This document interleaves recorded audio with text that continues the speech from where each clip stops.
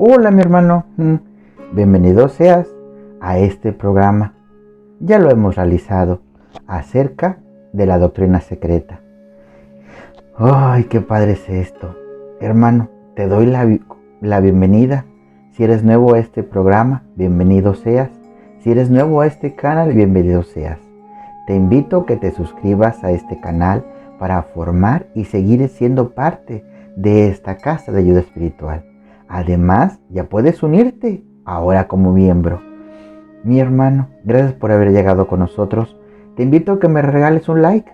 Sí, para que estos videos sigan creciendo más y el canal siga avanzando en esta misión que nos hemos dado. Además, mi hermano, en esta ocasión te traigo un video corto o audio video. Si tú gustas, corre por tus audífonos o auriculares para que escuches esta enseñanza. En este caso es la doctrina secreta de Elena Petronila Blavatsky. Como hemos continuado, seguiremos este año haciendo esta bonita enseñanza de aprendizaje. Así que mi hermano, te invito a que sigamos leyendo este tema y aprendiendo juntos, desglosado este conocimiento para poder aprender. Vamos en el 8.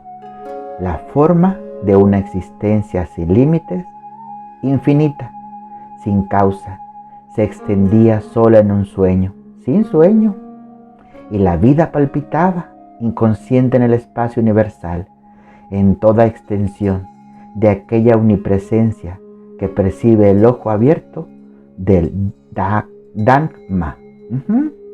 Uy, mi hermano, prepárate con el programa. Eso es bonito. Empezamos con un programa. La forma de una existencia. La tendencia del pensamiento moderno es volver a la idea antigua de una base homogénea para cosas en apariencia completamente distintas. La heterogeneidad desenvolviéndose de la homogeneidad. Los biólogos buscaban en la actualidad su protoplasma homogéneo y los químicos su protilo. Al paso que la ciencia ha buscado la fuerza de que la electricidad, el magnetismo y el calor, entre otros, son diferenciaciones. La doctrina secreta de Elena Blavatsky lleva esta idea o esta religión de la metafísica y presupone una forma única como base y origen de todas las cosas. Pero quizás la frase, la forma única de existencia, no sea por completo correcta. La palabra sánscrita prabhavyaya,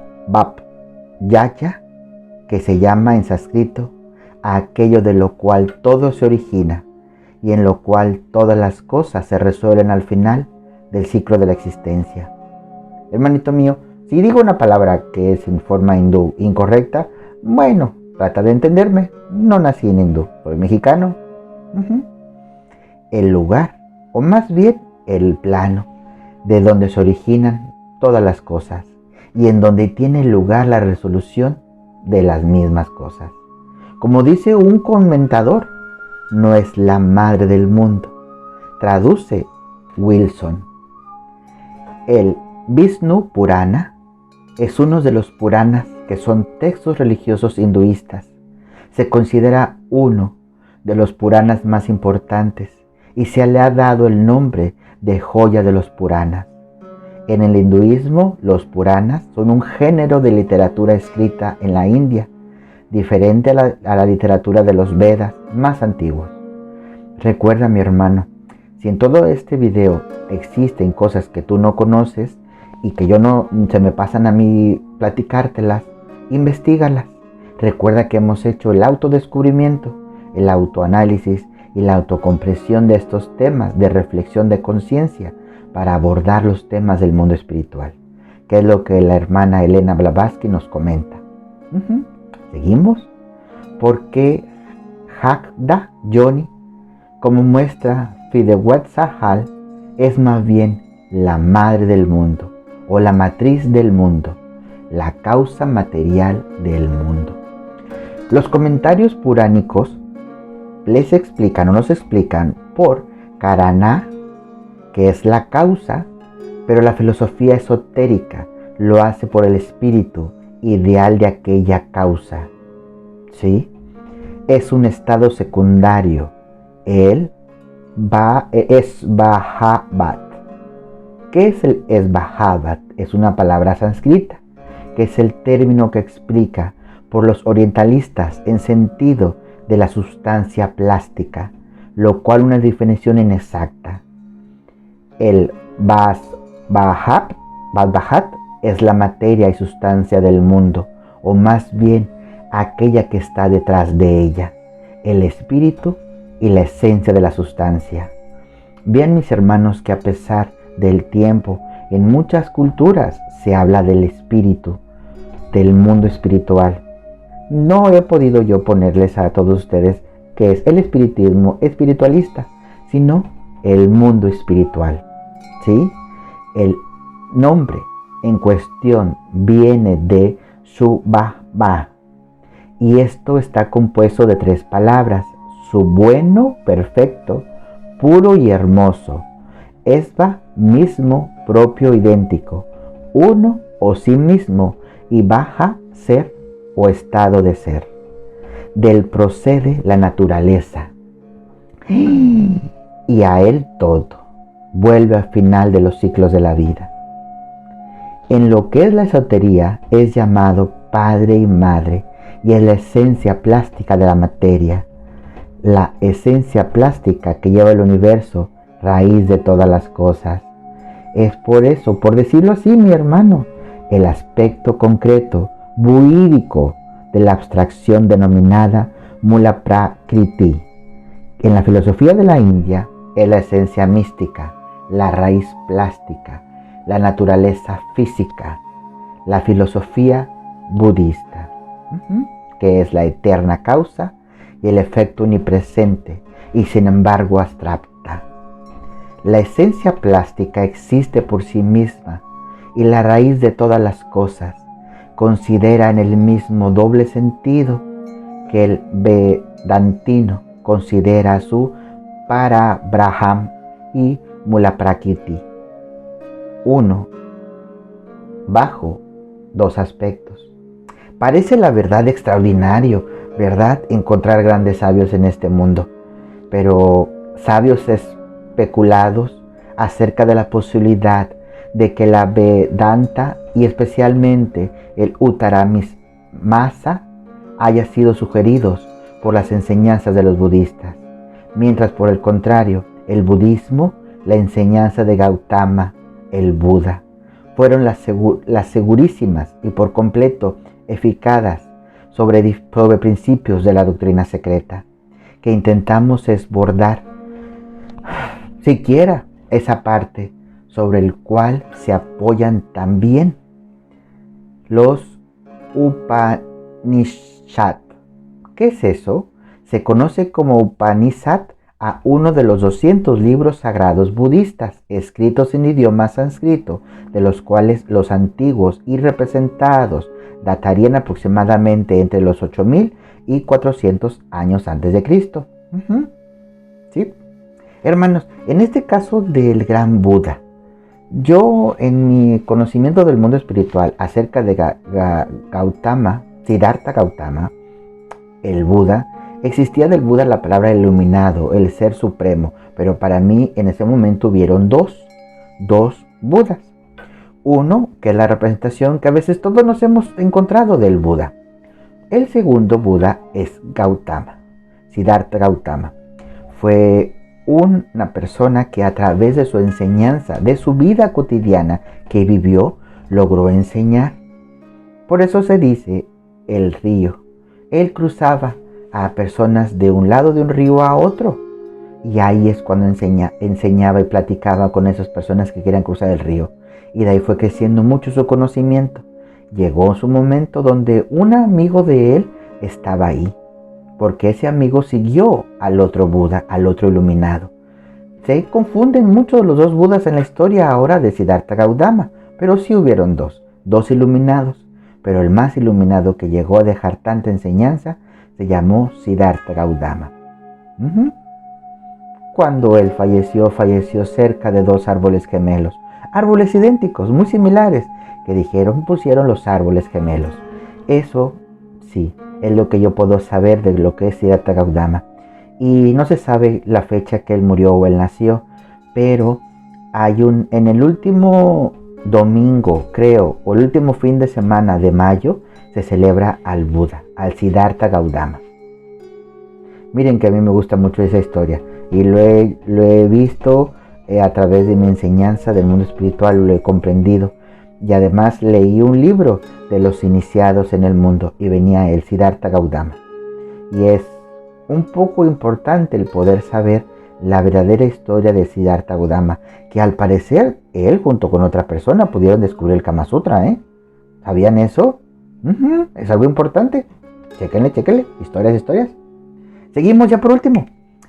Y sin embargo, una pretendía autoridad a saber que el señor o el Sir Monier Williams, catedrático numerario del sánscrito en Oxford, ha negado precisamente este hecho.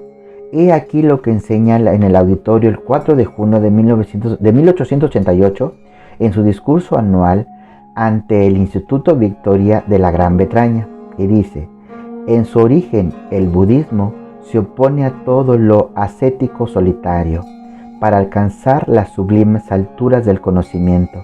No tenía ningún sistema de doctrina, ni oculto ni esotérico, apartando de los hombres vulgares. Y además, cuando Gautama el Buda comenzó su carrera, la última e inferior forma de yoga parece haber sido poco conocida.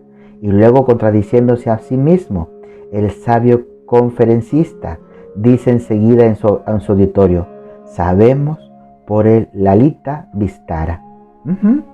¿Qué es el Lalita Vistara Sutra? Es una sutra budista. ¿Qué es? Los sutras budistas son mayoritariamente discursos dados por Buda o alguno de sus discípulos más próximos. Designa en el budismo a los textos escritos en los que se exponen sus enseñanzas y preceptos relativos a las diferencias vías de conocimiento para alcanzar la iluminación o realización espiritual completa del ser humano. Transcurridos varios siglos tras la muerte del Buda de Gautama y que sus enseñanzas no se perdieran en la transición oral, sus seguidores la transmiten en forma de sutras. Así se llama a los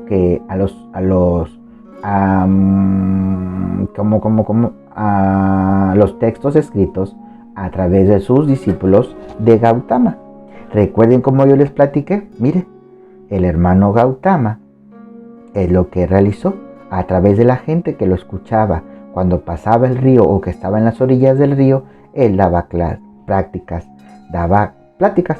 acerca de lo que vivió, de cómo llegó a conocer el conocimiento del ser. Pero como todos nosotros debemos de aprender a vivir en este mundo para enseñar.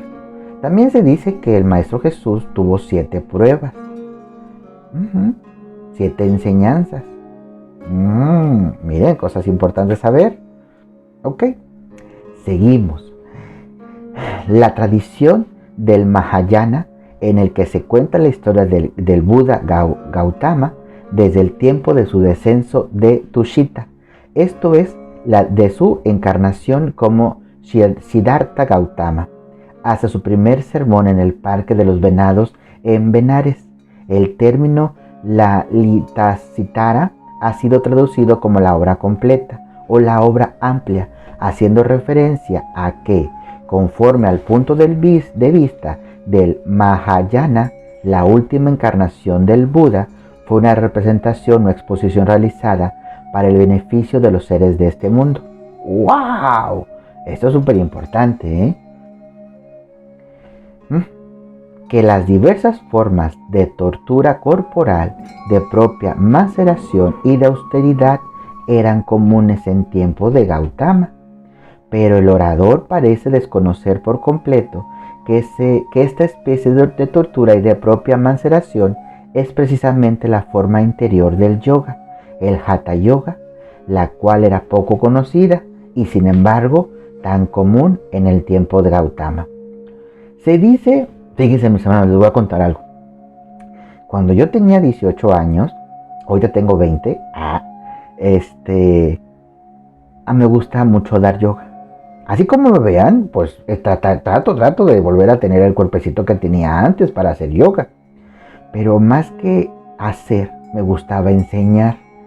Debido a que cuando yo hacía yoga, yo me concentraba y yo miraba a muchas personas haciendo yoga. Eran hombres, no totalmente desnudos, pero algo tenían en sus cinturas.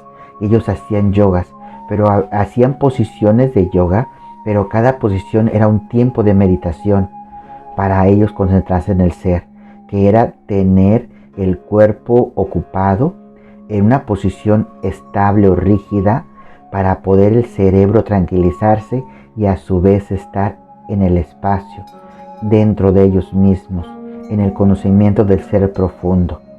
Yo eso miraba en esas meditaciones que daba yoga, y a mí me gustaba dar yoga, pero lo daba con los ojos cerrados, porque yo iba diciendo lo que yo miraba. Así. Seguimos. Espero volver a dar yoga, pero que empiece a hacerla yo primero. Seguimos. Lo anterior, según las enseñanzas del Sri Sankaracha, se pretende igualmente que todas las 6 darshas, que son escuelas de filosofía, presentan huellas o influencia del Buda, estando o bien tomando el budismo o siendo debidas enseñanzas griegas. Nosotros nos hallamos bajo la impresión de que Colebrooke, la autoridad más grande en semejanza materia hace largo tiempo, que ha zanjado la cuestión demostrando que los indios o hindús eran en este caso los maestros y no discípulos, ¿sí?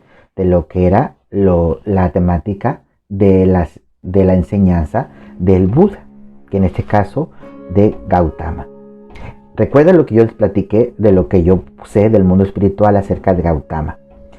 En su momento, Gautama, hay una película que es muy similar a lo que yo he estudiado de él, que es una película de dibujos que hablan de su vida de él. Espero encontrarla y decirles, miren, esto es lo que yo veo más reflejado en lo que era el Buda, Siddhartha Gautama.